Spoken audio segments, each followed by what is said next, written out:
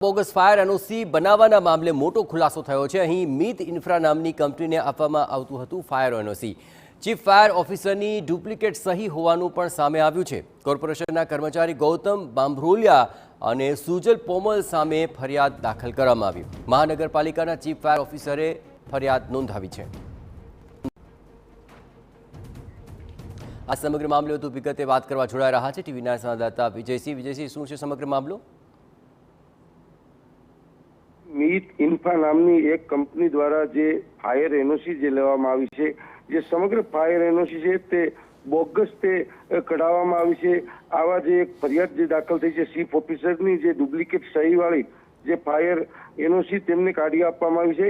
ત્યારે મનપાના કર્મચારી ગૌતમ બાંભરોલિયા અને આઉટસોર્સિંગમાં ફરજ બજાવતા સુજલ પોમલ સામે ફરિયાદ દાખલ કરી અને તેમની ઉપર પોલીસ કાર્યવાહી જે કરવામાં આવી છે અને આવી કેટલી ફાયર જે એનઓસી જે કાઢવામાં આવી છે તે અંગે પણ ખાસ કરીને મનપાના અધિકારીઓ તપાસ પણ હાલ કરી રહ્યા છે કે કેટલા લોકોને આ ડુપ્લિકેટ જે ફાયર એનઓસી ફાયર ઓફિસરની સહીવાળી કાઢી આપવામાં આવી છે। જી આભાર વિજયસિંહજી। તો આખરે મીત ઇન્ફ્રા નામની કંપનીને ફાયર એનઓસીનો આ સમગ્ર મામલો બહાર આવ્યો।